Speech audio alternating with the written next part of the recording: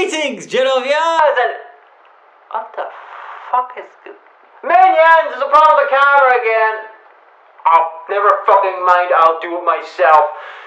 I swear, if I didn't know any better, I'd assume this is a setup for a... Hagan! Oh, fuck! Not... you? Yes, me! You have no idea who I am, do you? Either that, or I'm pretending to demoralize you. Oh. Well, then I won't feel bad about what I'm about to do. And that would be... force you to watch a review of my choosing. You break into my show with pre-recorded footage just to tell me you're gonna make me watch a film. What is this, 2009? No, you had an audience then. Ha-ha! That's a lie. Besides, I have a Patreon if you really want to make a request. It'll be easier. Cheaper too. You have no idea how much this transmitter cost. So what are you gonna make me review? The Beast Must Die. A 70s werewolf movie from Amicus. Diet Hammer. Oh, well that's pretty cool. I was already planning on reviewing that. Shit. Then I choose ankle biters instead. Someone already requested that. Shit. How about the minis? Too late. No!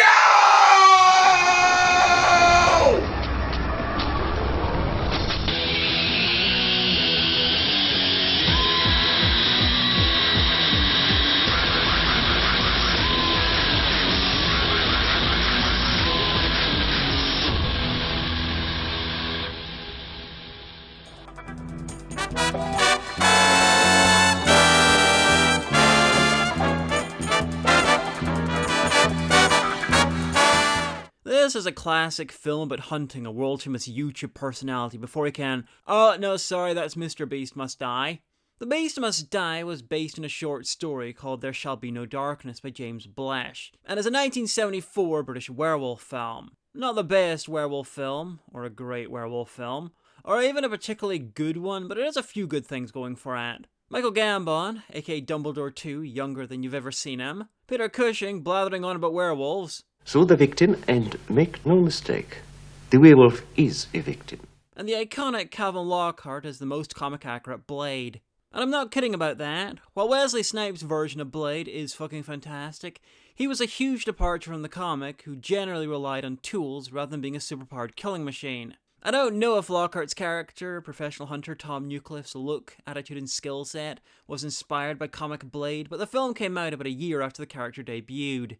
Calvin Lockhart was a fantastic actor who never quite got the success he so richly deserved. An actor of rare charisma and intensity. Imagine Cat from Red Dwarf if there was a 30% chance that he'd rip off your face and bring it to Lister as a gift, and you basically got a screen persona. I wish to consult you, Mr. Scrotty, on a matter of some small private importance. Mr. Scrotty is outgoing. At this immediate moment! I shall wait here until his return. I might be gone for years. We Africans have learned how to wait.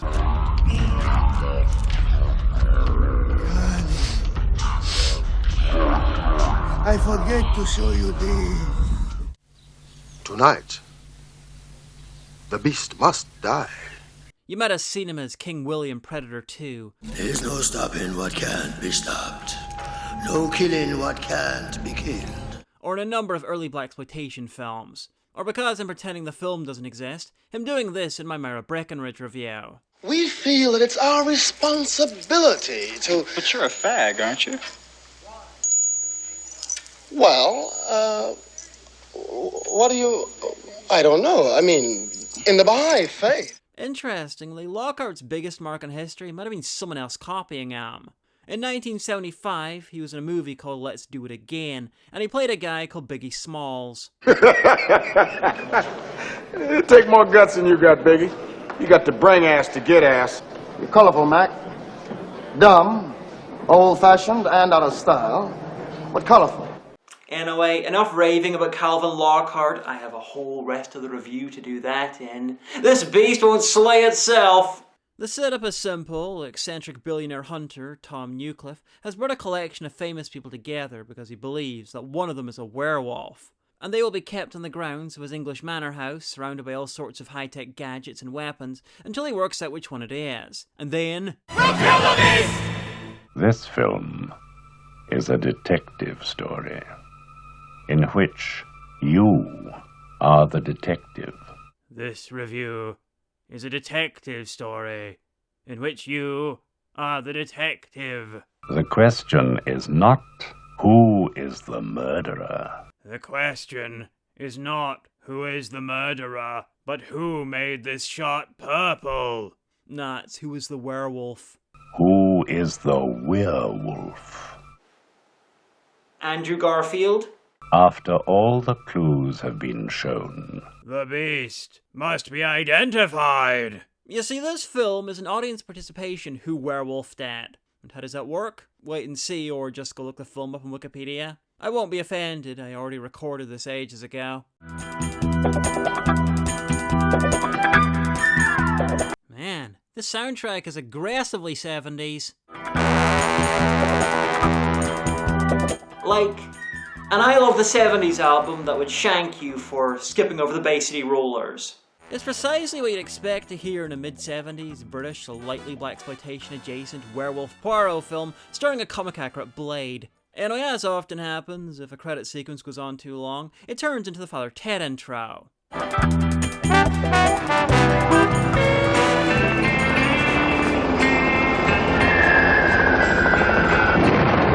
You know, I think they're trying to make us identify the werewolf from above. A visual contact. Target heading towards map reference 263475. Intercept. Target braking right.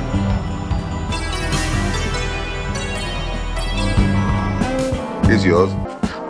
Well, you need this kind of setup to take down John Shaft. I hear he's a bad mother. Shut your mouth. I'm just talking about Shaft. Wait, Samuel L. Jackson, Richard Roundtree, or Jesse Usher? Roundtree. Then I can dig it. No, that's Calvin Lockhart, running through the woods and being pursued by a small army of threatening white men. It's like the film's encouraging me to make a tasteful Underground Railroad joke. But nah, joke's on them. Well, I'm never tasteful, I also have more self-control than that.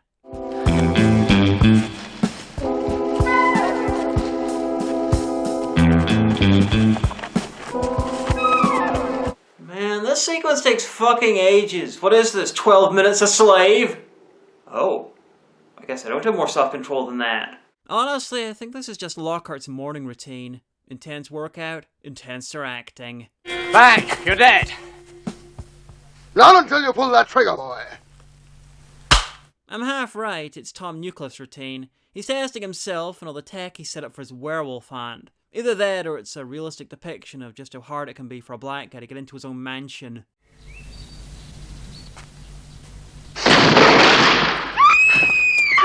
and all because the lady loves milk tray.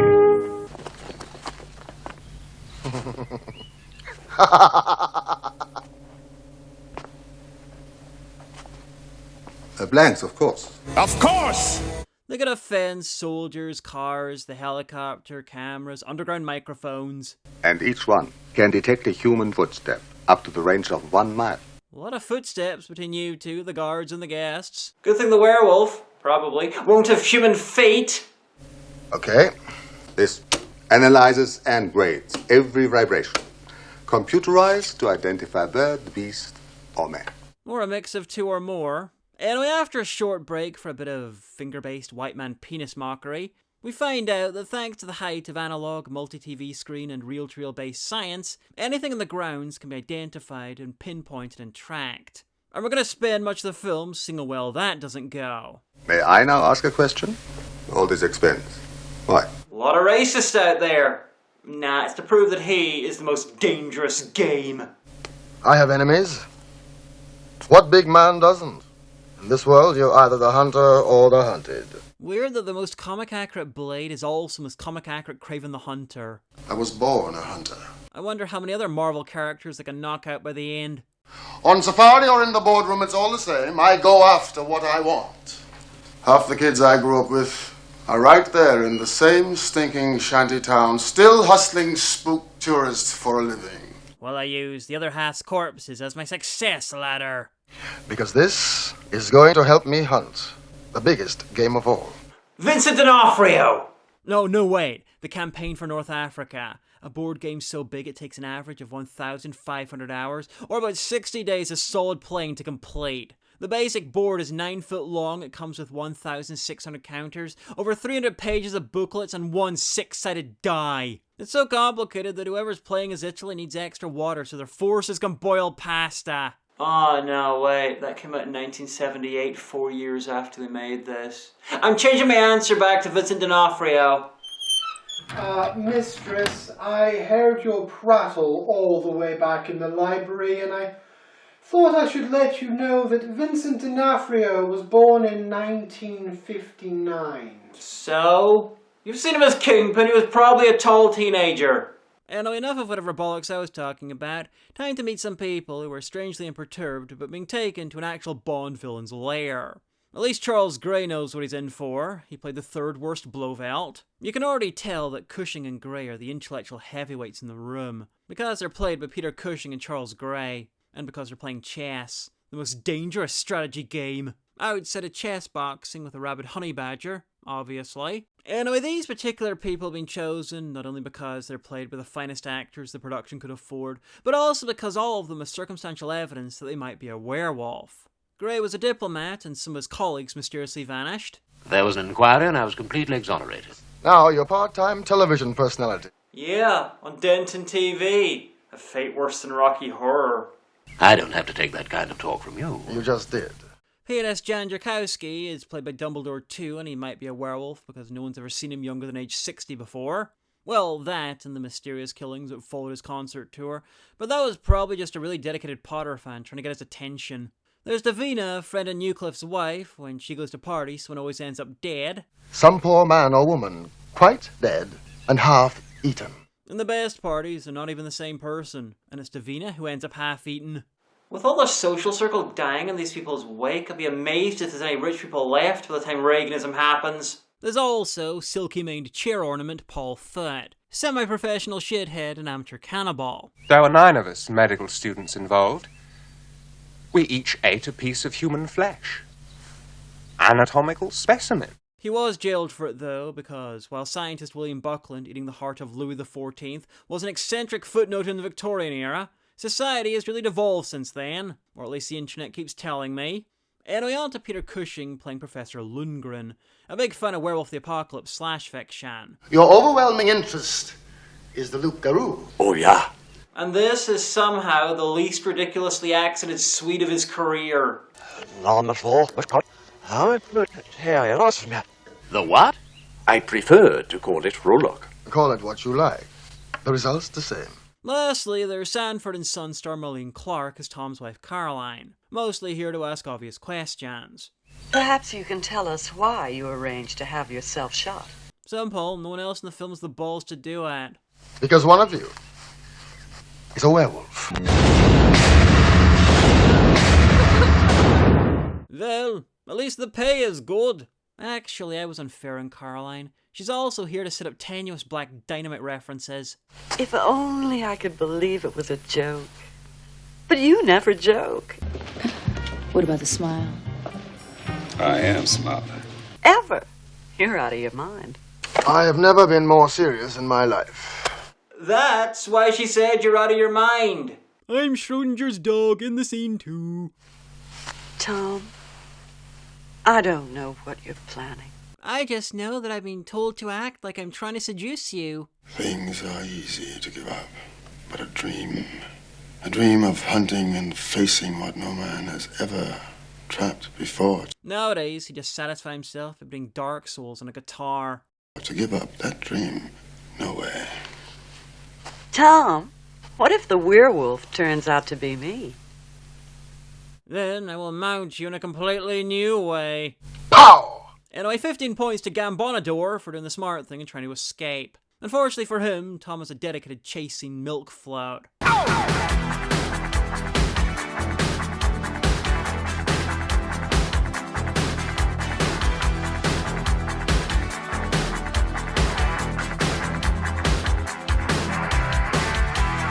sat so quietly there in the candlelight.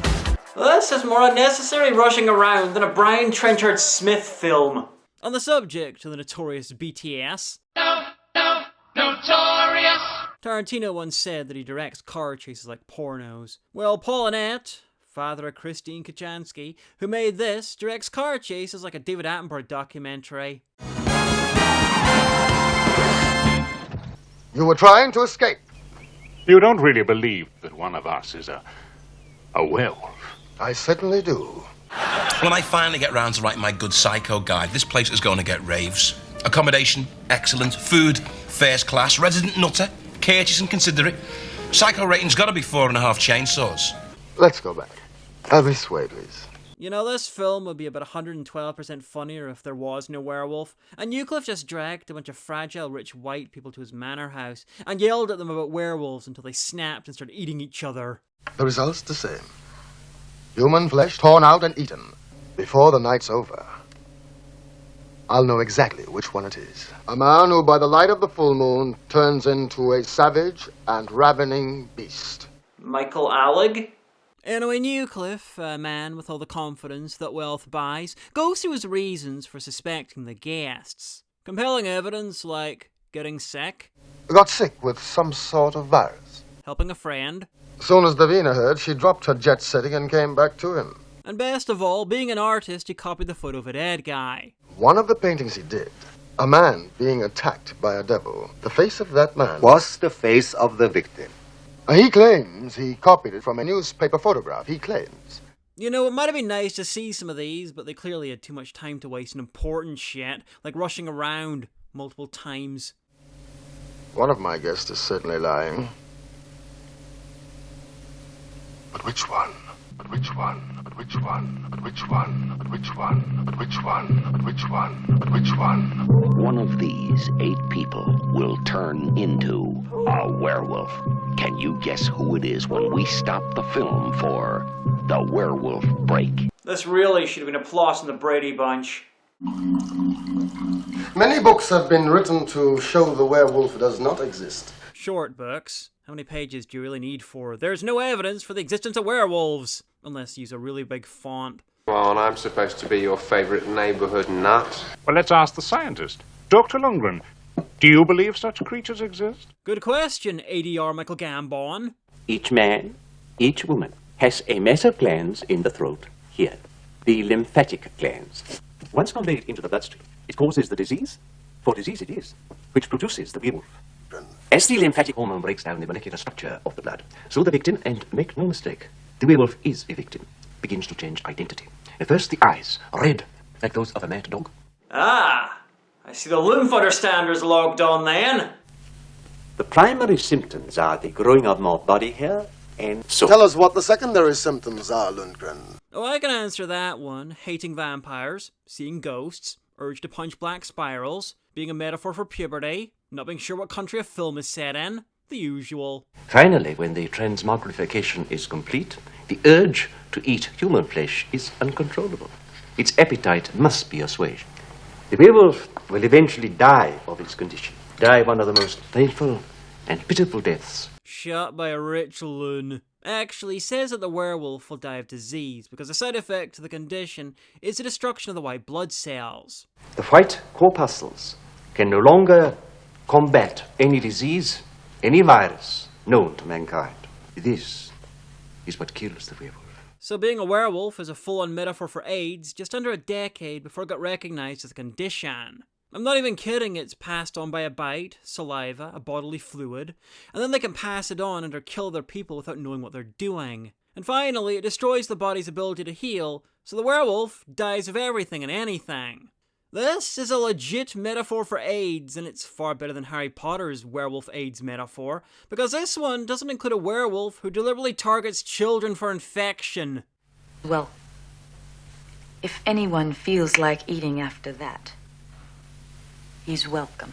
Yeah, sorry, my bad. I should have put a trigger warning in before referencing Harry Potter.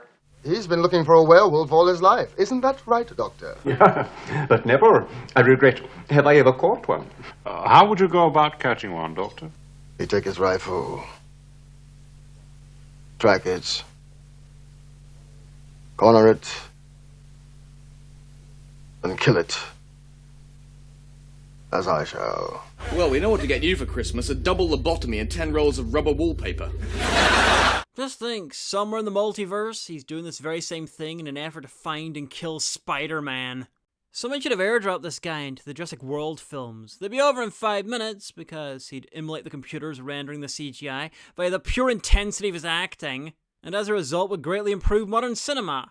Oh, I hate to deprive Tom of his sport. But if somebody wanted to kill a werewolf, I can think of a simpler way. What's that? Kill all the humans. Nah, a test, like the blood scene in The Thing.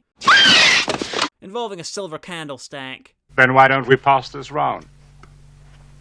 If one of us is a werewolf and drops dead, we can get on with our meal in peace. But with 3 important differences. 1, they've not proved that anyone involved is a werewolf. 2, they've not proved that werewolves exist. And 3, there's no jump scare because the silver does fuck all.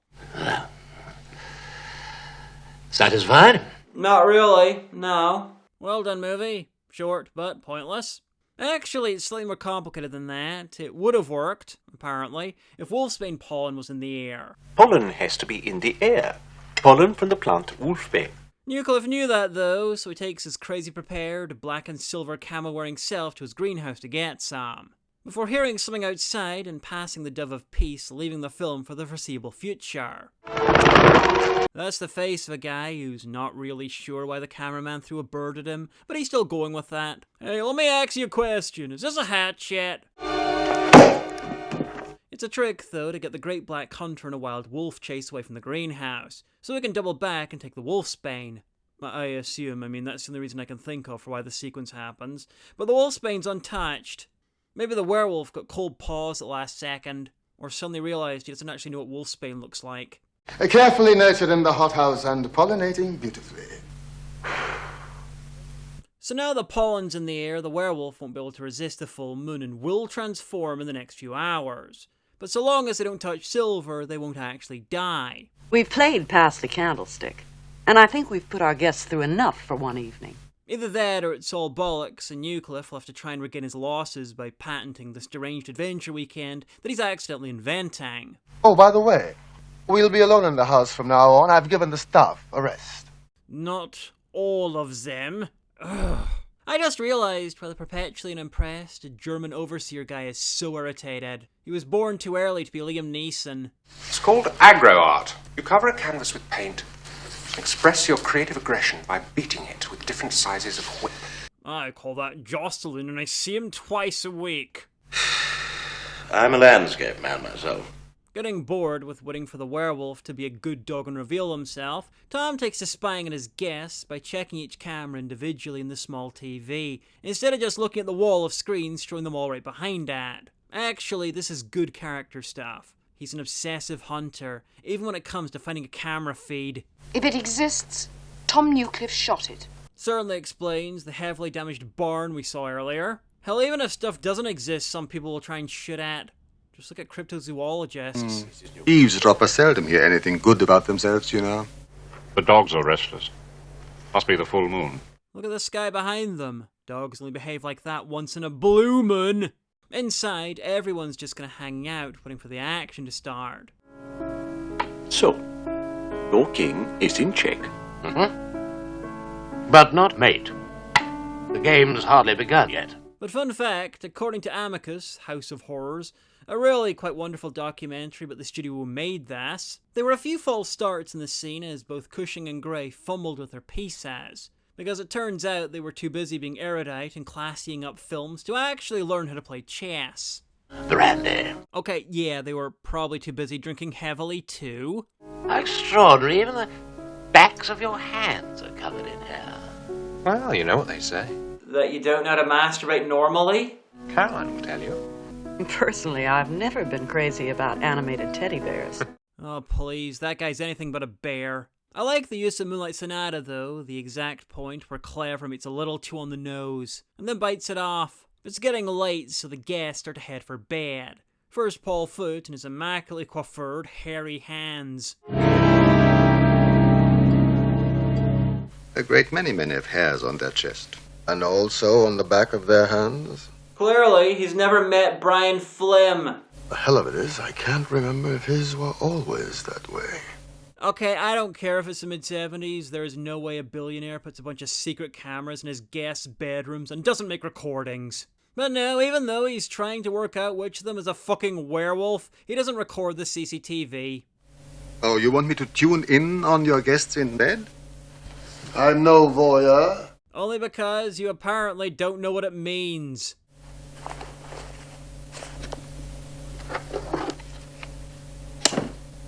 I'm gonna get some rest. Hence the black plastic pajamas and the sleepy time rifle. Anyway, all through the house, not a beast was dying. Not even a werewolf. Yet. Mr. Newcliffe! Newcliffe! Activity on the estate. Yes, wake him up and ask him why I didn't put sensors and mics inside the building too. The beast's been picked up on the grounds, assuming it's not a false alarm and someone snuck a mastiff in their suitcase.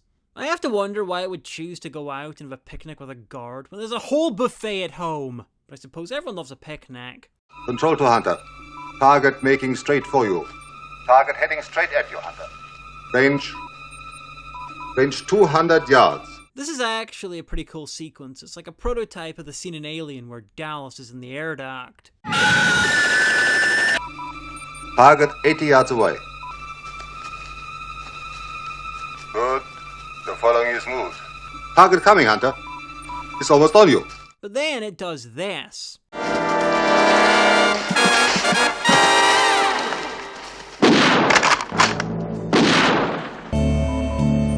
Target heading straight for the house. He's coming for you, Pavel. To stop you guiding me. It is really impressive to predate a horror movie scene that is so iconic it became its own trope, and then to subvert it so thoroughly.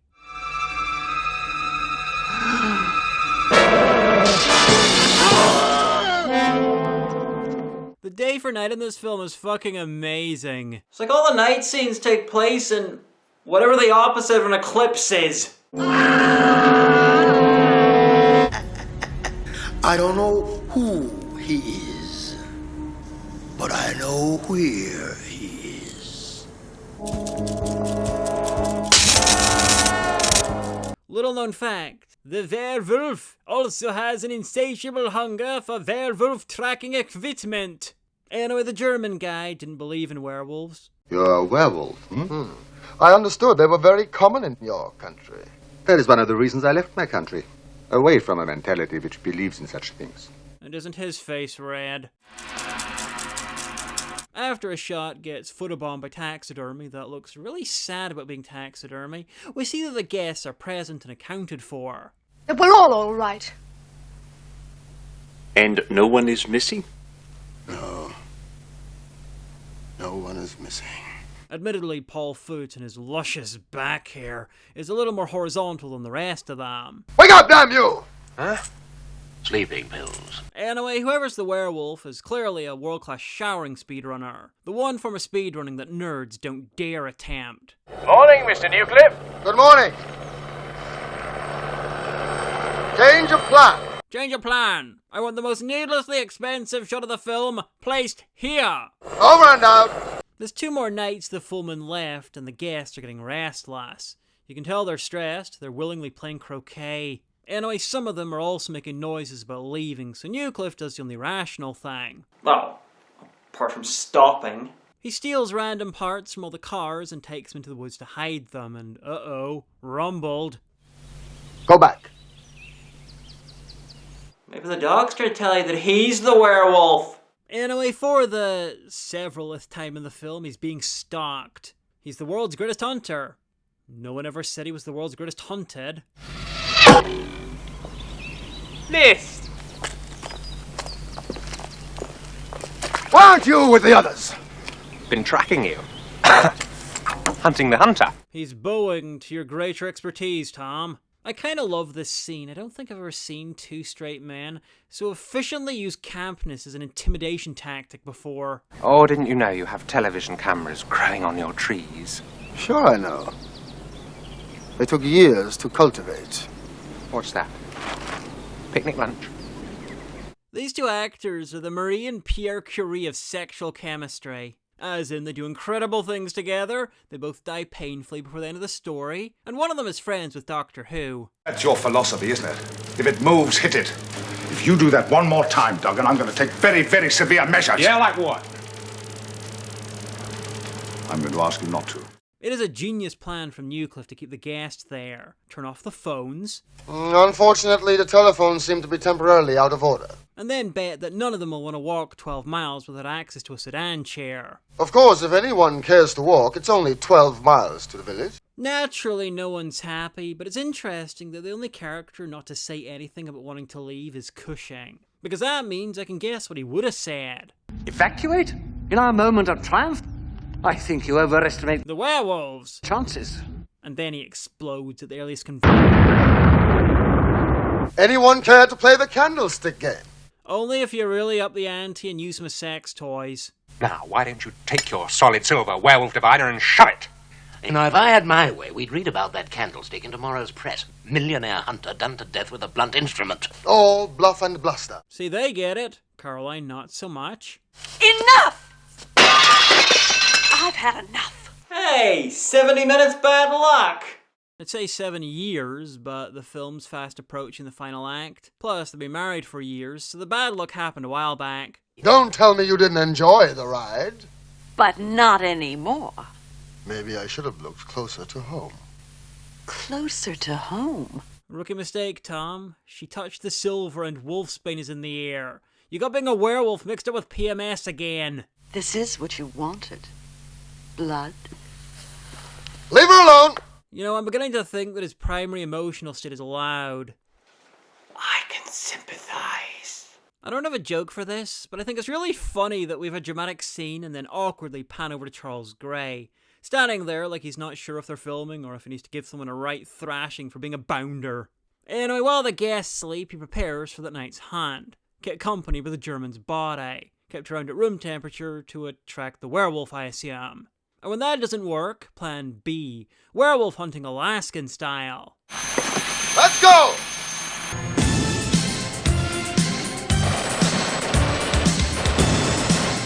Can't stay for long, just turn around and I'm gone again. Maybe tomorrow.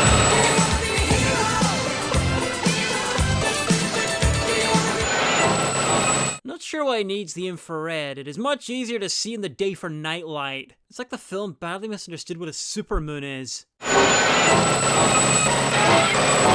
Now that he's stopped the building from turning into a werewolf, he decides it's time for a new angle. Take me down! About 45 degrees new to be exact. Now that we've seen that he can hit the broadside of a barn, through the rest of it, we see that the werewolf survived. Probably because the bulletproof fur coat the poor stunt dog was glued into. Anyway, Caroline and the dog have turned up to see what he's not hitting this time. Caroline, there you are. He's in there somewhere.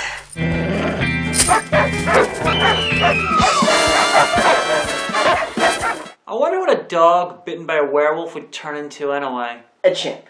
But like a really angry one. Joe Rogan, got it.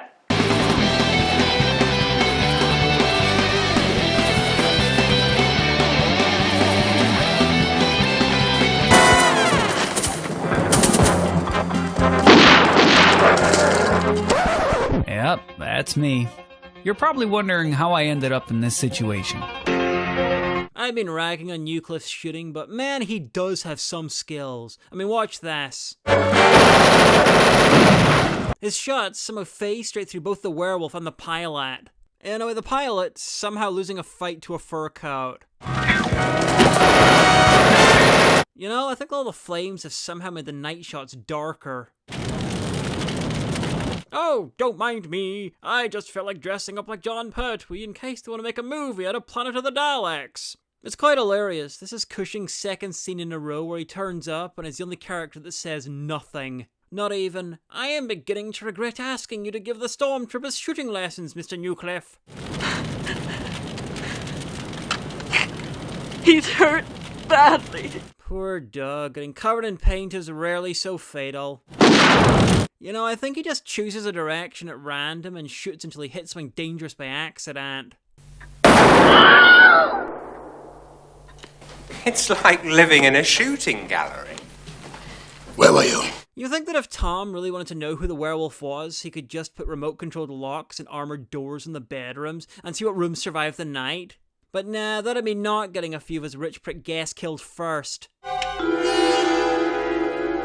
Oh, that's how the ceiling shot ended up. Nah, much more boring than that. Just the werewolf. And crawling on the corpse's face. Some insects. Not called the human race. Lost in time. Lost in space. And meaning.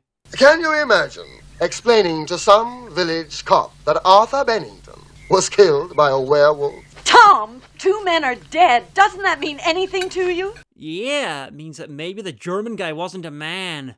Dun dun dun. Anyway, Tom's kind of unraveling in the way that only the overconfident super rich can, by spectacularly taking a bunch of complete strangers with them. And he's not helped, no doubt, by Peter Cushing wearing the most frightening thing in the film. But we should get the police in any case. Listen to reason, Tom, or I shall wave a bigger pastry at you for greater emphasis. Tonight, the beast must die.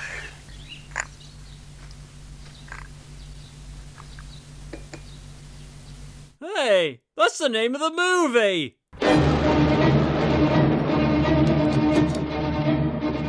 This man is about to die. Looks like he's trying to escape a production of Hair.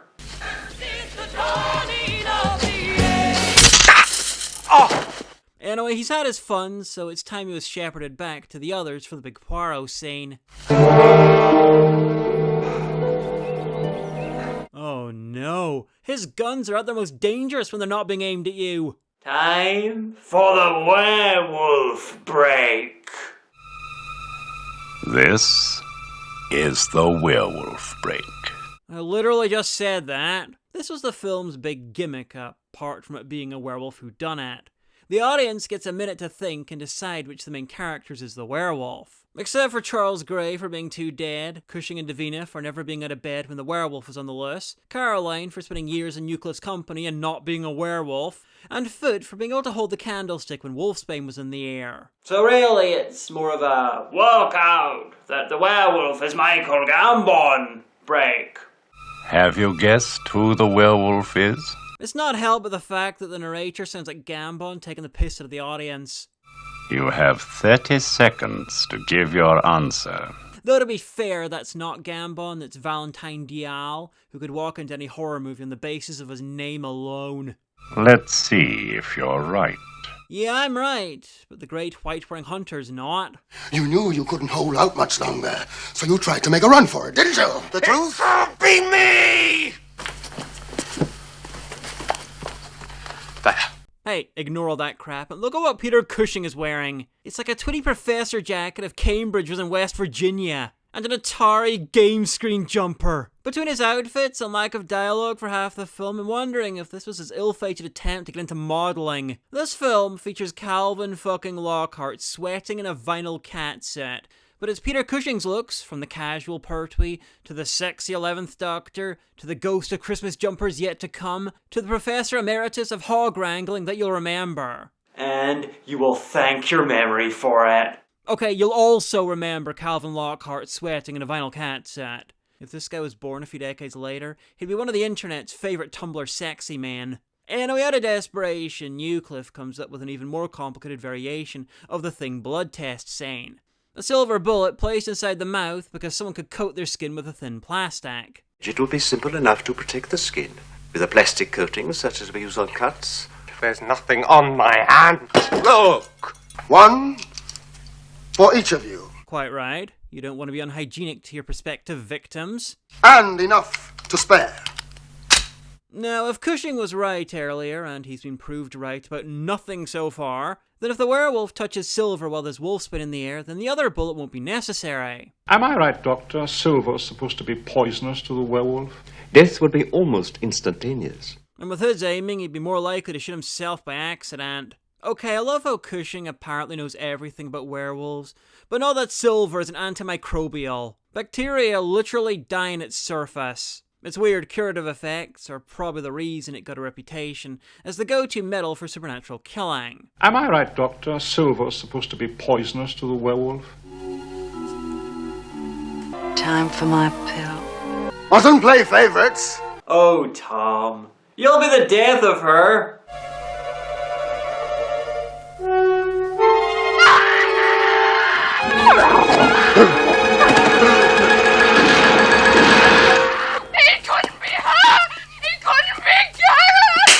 Okay, now I think that Cushing looks like he's starring in the British remake of Billy Jack. Bit of an overreaction, really. All she's doing is pointing at the logical impossibility of it being her, because she's been married to him for years. But here's the thing, she cut her hand earlier, she spent a few hours pointedly not bandaging her wound, and then she patted her dying, bloody, bitten dog. So it jumps species more often than a zoophile at an orgy. Then the original werewolf is...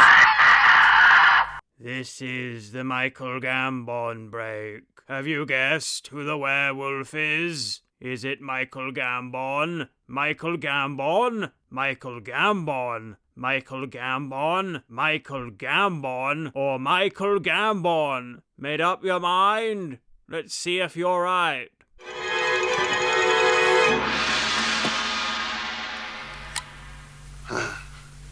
One bullet left. Okay, that's not even day for night. That's day for an even brighter day in August. I love the brief close-ups of the werewolf. Because the deep dark black and weird sky, it looks like he's hiding inside Ralph Bakshi's Lord of the Rings. I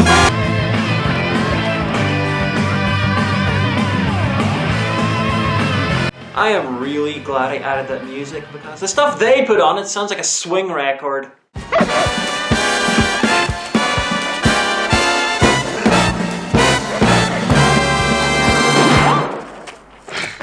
Wait, they revert to human after death? Okay, so apart from the 4 animal attack corpses, he has 2 people with bullets in them.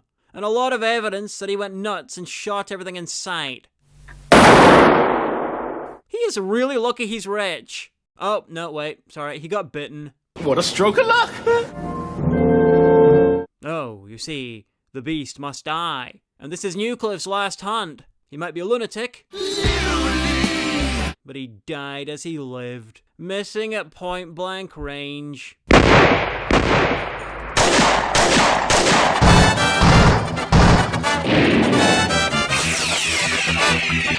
Okay, so in the end, the only things that Newcliffe killed were himself, his girlfriend, and the werewolf. All black. Kinda racist, dude. I had fun taking the piss out of Newcliffe and his inability to shoot stuff, but you cannot argue with Lockhart's performance. All intensity and taking the film and the role with complete seriousness.